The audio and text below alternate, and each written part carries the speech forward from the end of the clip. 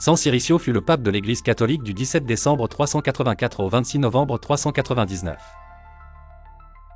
Né à Rome dans une famille de moindre importance, son chemin vers la papauté fut surtout marqué par son engagement incessant et son dévouement pour l'Église catholique.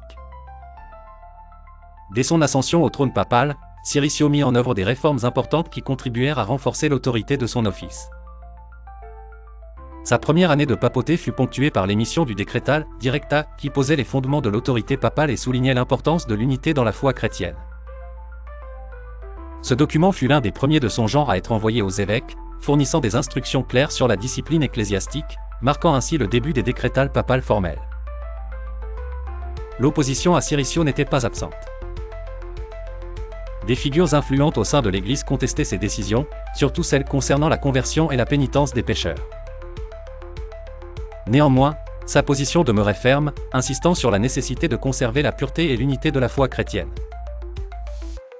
Ciricio était aussi connu pour son opposition à l'hérésie priscillienne, soutenant activement ceux qui luttaient contre cette doctrine déviante. Un des aspects les plus notables de son papat fut sa correspondance continue avec d'autres dirigeants religieux à travers l'Empire romain. Ciricio voyait la communication comme un moyen crucial de maintenir l'ordre et l'harmonie au sein de l'Église. En perpétuelle discussion avec d'autres évêques et clercs, il cherchait à instaurer une uniformité de la pratique chrétienne.